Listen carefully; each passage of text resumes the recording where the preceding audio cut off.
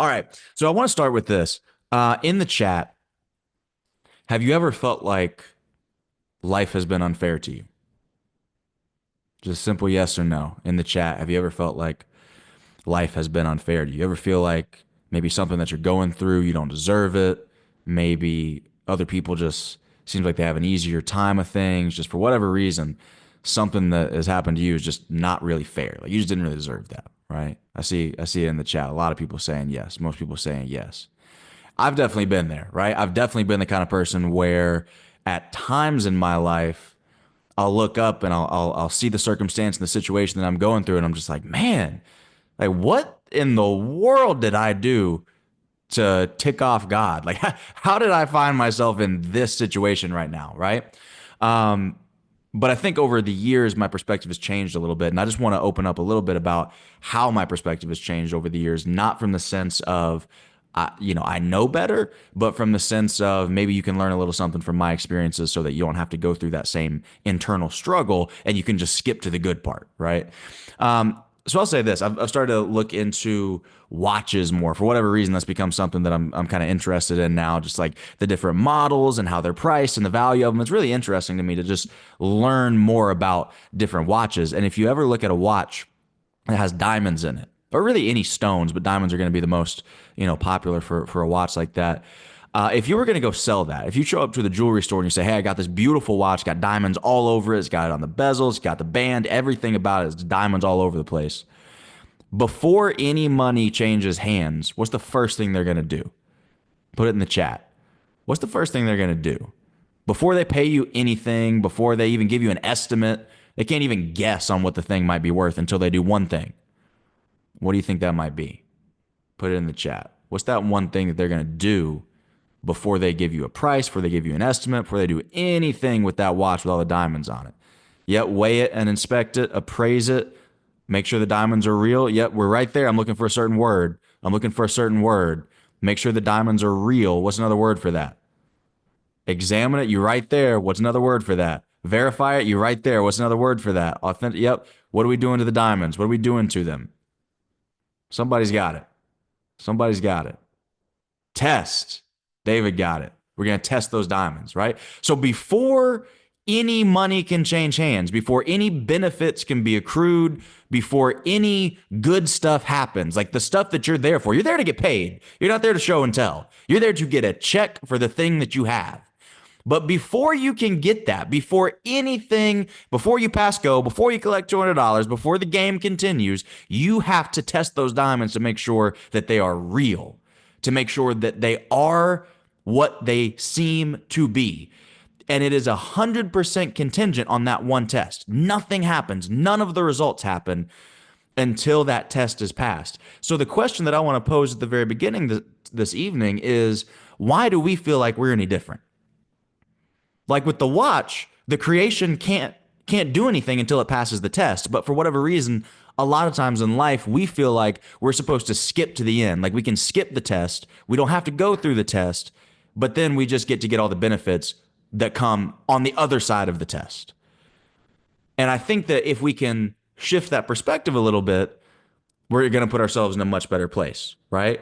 And I'm saying this because I believe that when you can accept suffering, when you can accept sacrifice, when you can accept pain, it stings a little bit less. I was telling somebody the other day, we were having a conversation about entrepreneurship. One of my buddies is a little bit newer onto the, playing the game. And he was feeling kind of frustrated, mostly based on his support system. He was like, man, I really feel like when I took this leap and I went all in on myself and I bet on myself, like I thought people were going to be there for me. I thought people were going to support me.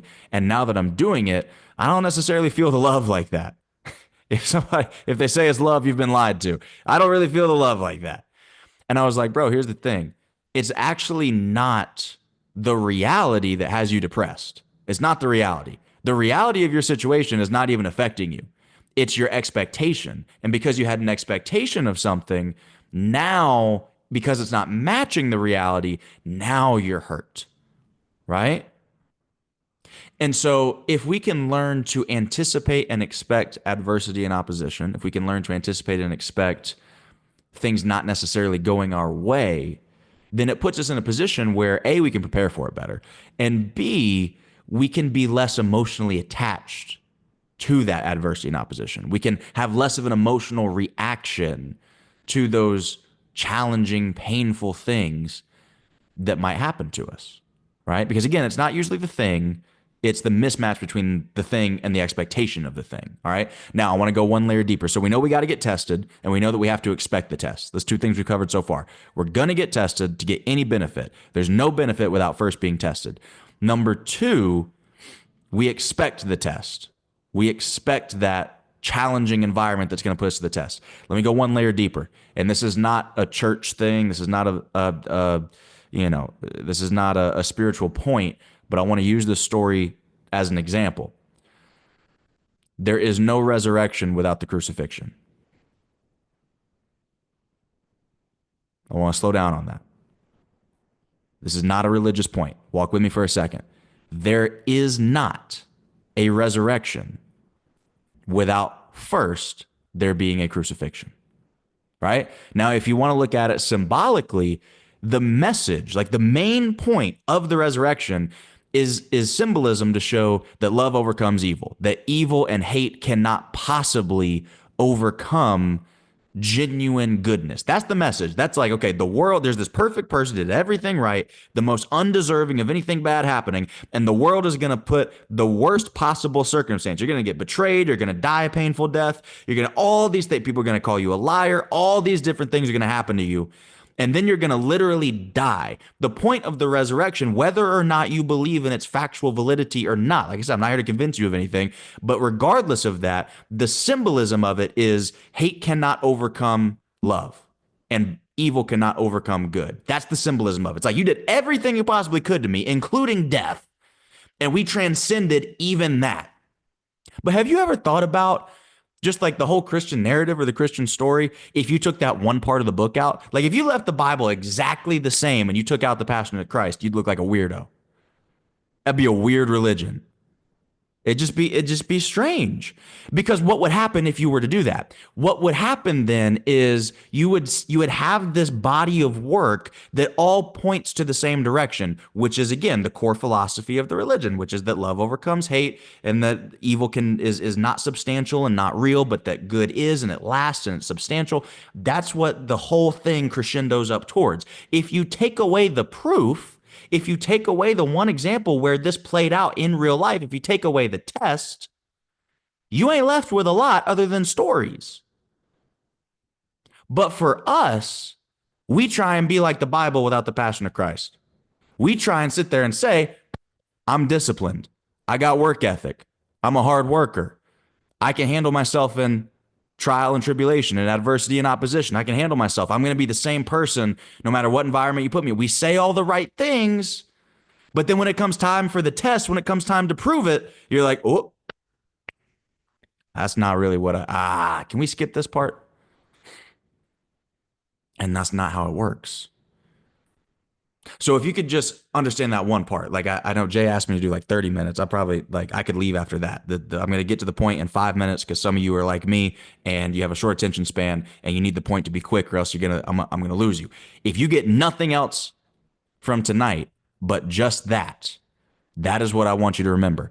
The greatest miracles in your life are sometimes only possible after adversity, after pain, after sacrifice, and after opposition. Again, resurrection, greatest miracle that's ever been done. It can't take place without the crucifixion first. It's a necessary prerequisite. So if you're listening to this right now, you're like, how does this apply to me? If you're going through a divorce right now, I understand that it sucks, but it's a necessary prerequisite. You're on the verge of bankruptcy. It sucks. I get it, but it's a necessary prerequisite. You just got a diagnosis from a doctor. It sucks, but it's a necessary prerequisite. And if you would just shift your perspective to say, wow, I have an opportunity now to show, to prove that I am who I say I am. Because remember, in the burning bush, God didn't say, I am that I think I am. I am that I hypothesize I am. I am who I want to be. He said, no, I am who I am, meaning what? I've been through the fire. My essence of being is genuine. This is not conceptual. It is what it is. And you have an opportunity whenever you encounter adversity, whenever you encounter challenges, whenever you encounter trial, you have an opportunity to prove that you are who you say you are. Right. And so the first thing that I want us to do is not just embrace suffering, but actually like invite it. Like, yes, anticipate it because when you anticipate, you can prepare, but welcome it, embrace it. Because what that suffering is going to do, what that pain is going to do, is fertilize the ground upon which the rest of your life shall be built. And if you want to build anything of substance, if you want to build anything of depth, you need some solid ground to build that thing on. Like that, my new thing now. I said this last weekend. We had an event in Atlanta, and I was talking to the audience.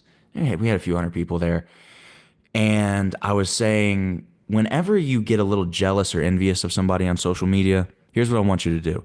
I want you to put your phone down. I want you to not think about that person for 5 years and then circle back and then go look at their profile again in 5 years and just see and just see because you don't really know. You don't know until it's been tested. You don't know. You don't know until it's been tested. And some people can look like they're winning. And then as soon as they get tested, like you can see, you've seen it. You've seen people, oh, in the music videos, or they'll be at some of the fancy restaurants, especially in the cities that you go to, depending on where you're at. You'll have somebody walk in, they got a watch that's just like, it's like a disco ball. It shines the entire room. Everybody's looking at it. Everybody turns and goes, wow, that thing must be worth $100,000. That thing's crazy. I've never seen anything like that. And you put it under the diamond tester and it's like, oh, nope, just kidding. And they can go 6 months without anybody testing it. They can go a year without anybody testing it. Year and a half, 2 year, 2.5 years. And then eventually somebody comes by and says, sir, let me put this little thing, let me put this measurement tool, let me put this instrument to it really quick and see what you're really working with. Oh, failed the test. It can look good for a long time and still not pass the test. So you got to give it a little bit of time. You got to give it a little bit of time. Okay, so first thing we're going to do is not just anticipate adversity. We're going to embrace it. We're going to welcome it. We're going to invite it because we understand that the foundation of anything great has to be deep. And unfortunately, depth of foundation is really, really hard to achieve when everything is just comfortable and convenient for you. That's just usually not where those character building moments are going to be found, right? So we're going to embrace, welcome, and invite opposition and adversity. The second thing that we're going to do is I want you to create what we're going to call your AMP, your adversity management plan. Write that down if you're taking notes. AMP, adversity management plan. All right. Now, I don't care what hotel you stay at. You could stay at the Ritz, you could stay at the Four Seasons, or you could stay at the Motel 6 or the Holiday Inn. No matter what hotel you stay at, somewhere, sometimes they have it on the door of the room, sometimes it's on by the staircase. It depends on, what hotel you're staying at for where it is going to be located. But every hotel, it says there's a map, there's a diagram. In case of fire or emergency, here's what we're doing. Here's where we're going. Here's how this is going to go down. Right? So you're going to need to have that as well. You're going to need to have that as well. So grab a pen and a pad, and I just want you to write down, during times of testing, I am. All right, that's going to be your headline. During times of testing, I am. And I want you to write 3 to 5 bullet points underneath that. 3 to 5 bullet points. And I want you to just describe briefly, it could be even just a word under each of those bullet points. How do you want to handle adversity when it comes? Right? During times of testing, I am blank. Give me 3 to 5 words. So when you're under stress, when you're suffering, when you're in pain, when you're required to make a sacrifice, how do you handle that? Do you do it in a dignified way? Are you brave? Are you strong? Are you courageous? Are you communicative? Do you reach out for help? Are you at peace internally? Are you peaceful? Do you have a spirit of anxiety, or do you have a sound mind? All right, just give me 3 to 5 bullet points. I love it. Autumn in the chat said, I'm going to double down. Yep. Fantastic answer. Fantastic answer. I'm going to double down during times of adversity. Give me 3 to 5 things that you're going to do during times of adversity, of struggle, of pain, and challenge. The reason this is important is because we need to define these things ahead of time, right? And keep writing while I'm talking. We're not going to go too fast. We want 3 to 5 things. Okay. The reason that we got to do this is because I can guarantee you that suffering will be involved in some point throughout your human experience. It's just going to happen. It just is what it is. The first noble truth of Buddhism is that life is suffering. And that's not a declaration of damnation. That's not saying like, oh, everything is, it just is going to be a horrible experience because life is suffering. It's just saying, here's the reality. Now, how can we prepare for it and handle it gracefully in a dignified manner? So life is going to be suffering. Like people that you love are going to get into accidents. You're going to end up, your health is going to decline when you're older. You're going to have career failures. Like stuff's going to happen. The thing is, if you don't have a plan for it now, what in the world makes you think you're going to have a good response to it when it's actually there? Like that's the thing that blows my mind is some people will literally sit back and never think this stuff through. And they think that now once you get diagnosed with cancer, you're going to be a baller about it and you're going to be so tough and you're just not even going to blink an eye. Oh, okay. And how long have you been preparing for this moment? Oh, I just kind of was hoping and praying on a wing and a prayer that when this, maybe if it ever happened to me, I'd just be all right. Hope is not a strategy. So again, 3 to 5 bullet points.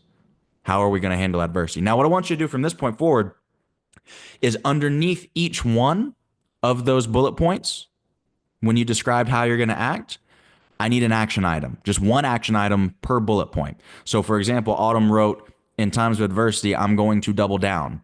So the first part of that is she has crystal clear clarity on the way that she is intending to behave and adapt to that situation. So now she already is ahead of 90% of the population because she has a roadmap.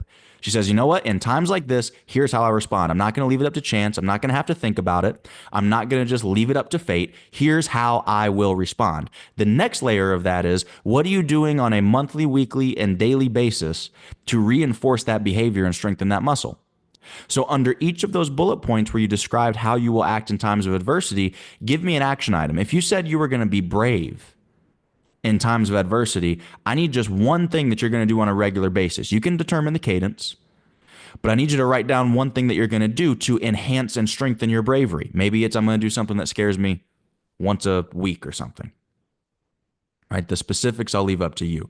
But under each one of those bullet points, I want an action item. I want to know, what are you going to do to help bring this AMP, this adversity management plan, to life? How are we going to build that muscle? I'll never forget when my dad was diagnosed with cancer. And when I tell you he didn't bat an eye, he didn't, I mean, he barely missed work. He barely missed work. The only times he missed work was when the radiation therapy got so bad that he just, like physically, there was a mechanical limitation. Like he couldn't talk because it was throat cancer. So he literally couldn't even talk. And so that's the only reason, like his job requires him to talk a little bit. So that's the only reason he didn't show up for work. Other than that, he was literally there the entire time through the treatments. And you say, man, how does somebody have that level of mental toughness? How does somebody handle adversity in that strong of a way? And the answer to that is, I remember 20 years before that, 2 decades before his diagnosis, I remember being a little kid and him saying, this too shall pass.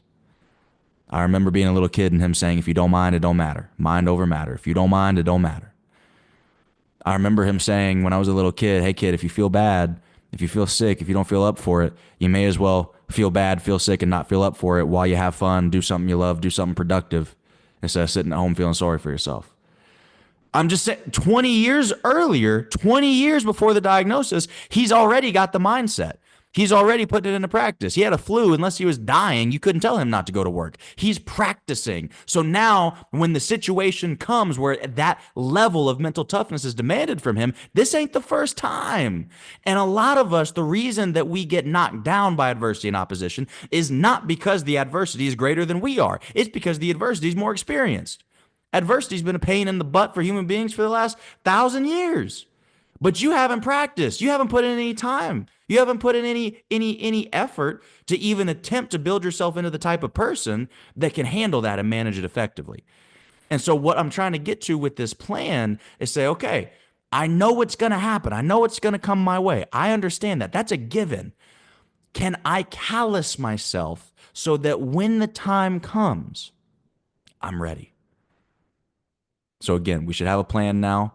We should have 3 to 5 declarations of how we're going to handle it when that opposition does face us, and then we should have an action item underneath each one of those in order for us to get better at it and strengthen those muscles ahead of time. Here's the last thing I want you to do. At the bottom of your paper, I want you to write two names, two names of people who would benefit the most from you being strong in the face of adversity. Right? So for my dad, I think, it'd probably be me and my mom. He was super strong for us, right? So give me two names that would benefit the most from you handling adversity and going through pain and sacrifice and struggle in a graceful and dignified way. Give me two names. After those two names, I want you to write down a third bullet point, but don't put a name. Give me a third bullet point and not a name. And then beside that bullet point, I want you to write a question mark. So you should have two names and then a question mark. The reason why we're doing that is because, first and foremost, I believe that we are more motivated by people than we are principles. I don't care how introverted you are. I don't care, what personality style you are. We're just more motivated by people than we are principles. So it's a good thing to have this plan laid out and made clear and made plain. But the reality is sometimes if you're the only one counting on you, you might throw your plan out the window. You might get to that point where you're like, you know what, screw this plan. I'm tired. When you have other people counting on you and you feel like you can't let them down, you will be so much stronger for them than you will be for yourself. I promise you. At Michigan all the time, there were mornings where I didn't want to show up to practice. I didn't care anything about me or my career, my standards. I was 19 years old. I didn't care. But I did care about my teammates. I did care about my coaches. I cared about the mission. I cared about the oath and the pact that we all made together as a team, that this was something we were going to put 120% effort into. And so I showed up for them even when I couldn't show up for me. So that's why we need those first two names. The last question mark is there because a good friend of mine named Rory Vaden sometimes says that you have to leave room and space for God to be God. And the way I'm going to translate that is leave a little room for a miracle to take place. Here's why I say that. You have no idea. Sometimes when we try to control everything so much and plan everything out so much and be so detailed, sometimes we almost take the magic away. Because we know it's never really going to go 100% according to plan. So I don't know why we feel the need to do that.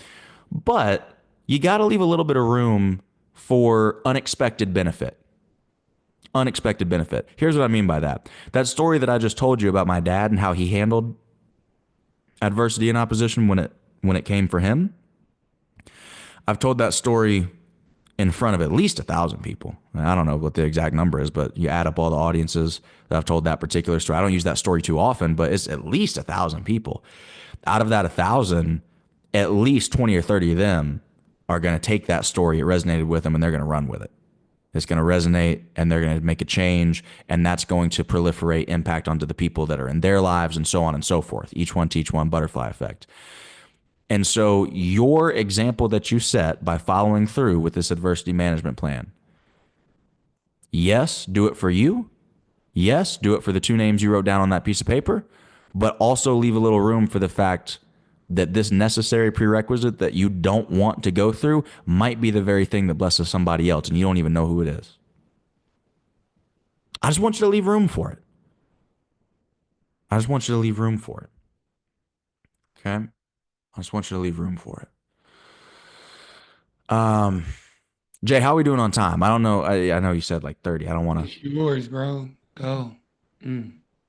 Let me show you all this, because that's really all the like main content that I have.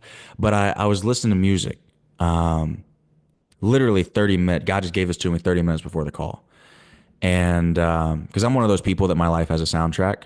Like I'm just not one of those people that can sit in silence. It's I think No they call that DMX. AD. No DMX.